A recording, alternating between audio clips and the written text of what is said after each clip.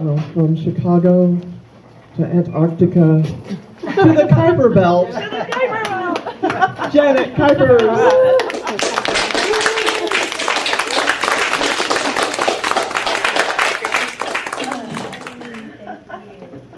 She's actually from the hyper belt. Kuypers right by Kuypers, that's where we usually sit. Hi there. Hello. I would like to bother you guys again with a periodic table poem and then a couple of new poems. And you're like, yay for periodic table stuff. Anyway, I'll talk about those new poems in a bit, I guess. But this is from the book On the Edge. Dun, dun, dun, dun, Just show me where it is. And this is a poem that I did in Nashville at a tag team reading with another poet guy. And it is called Neodymium. This is Neodymium. And I think I sang it before, but I'm going to read it for you because I don't know what melody I'd be doing.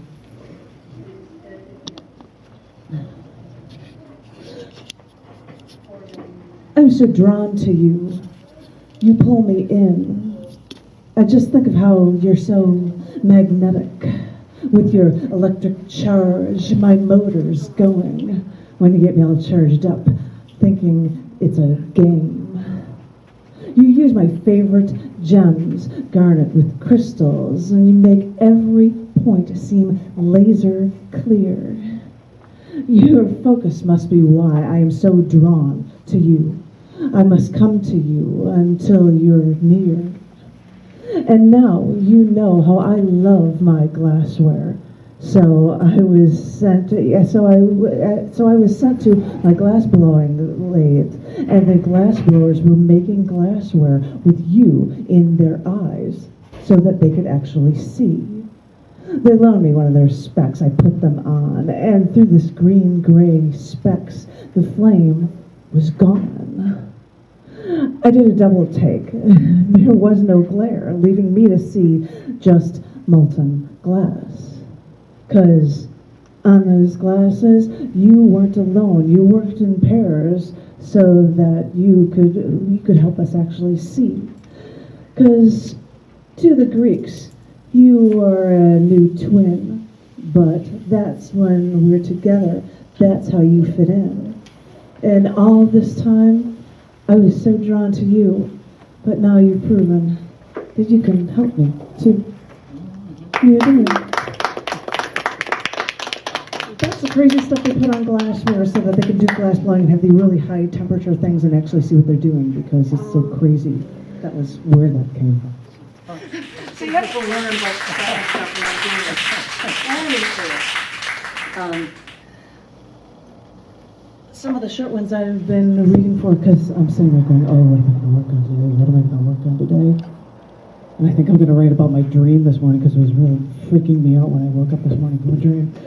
Don't know if I'll share it, but sometimes I'm like, oh, I'm hoping, because I do literary magazine stuff, I'm hoping that I get a piece of prose and when you put it on a page, there's just a little space left and I don't have room for artwork or something. So I'm like, I'll just throw in a little haiku or something that relates to the theme. And yay, my poem for the day is done. It's so much more of a relief. And that sometimes happens with ones like this one, which is called Ends of the Earth. I would go to the ends of the earth to have you with me again, my baby, my love. You are my life.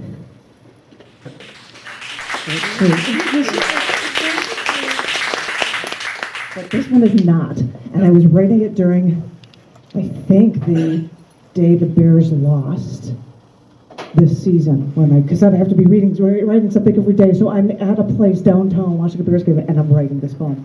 And it has nothing to do with that, but this is called Killing, Loving, and the Power of Women. You can't help but love the look of the praying mantis. The unique way it moves is utterly fascinating to the eye. But I had no idea that one of the reasons I could fall in love with the praying mantis was precisely because the woman kills her mate during or just after they have finished their mating business. Because really, what do you need him around for anyway after you get yours? And the beauty of this kind of conquest is that it happens across species, and it happens from insects to animals too. Some black widow spiders, are known to kill their post-coital mates. Female spiders even have larger venomous sacs. And the thing is, female bees and wasps have the stingers, not the males. Yeah, you heard me right. Those male worker drone bees don't even have stingers. And one female bee is chosen, one young, to be queen. Then is raised by the male bees until she rules over them all. Female honeybees call the shots in their caste system matriarchy in a female-centered hive where the males only serve for sexual reproduction. Also, male insects and animals are brightly colored to stand out to be better looking. You know, to attract the females. And while the female actually just stays at home and takes care of what's theirs.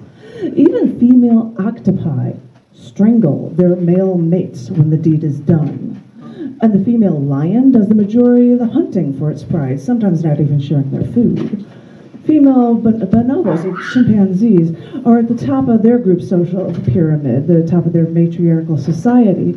And get this one, in many societies of the anglerfish, the male, which is smaller, literally attaches himself to a woman and, get this, starts to atrophy until she is ready to use it for her reproductive needs. If a male anglerfish doesn't find a female, he will literally die.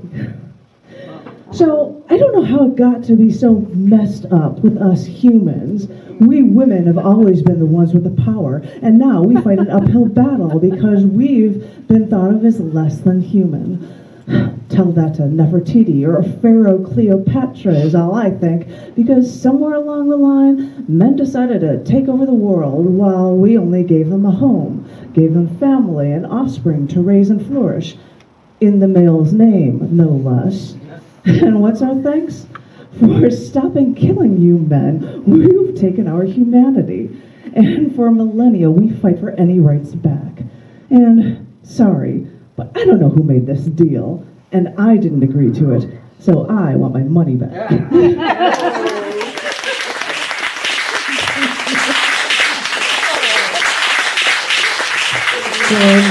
sure you have nothing to worry about. Ain't a fair deal, man. That's what I do while watching a football game. Yeah. Like, I don't like this deal. It does bring out violence in people, doesn't it?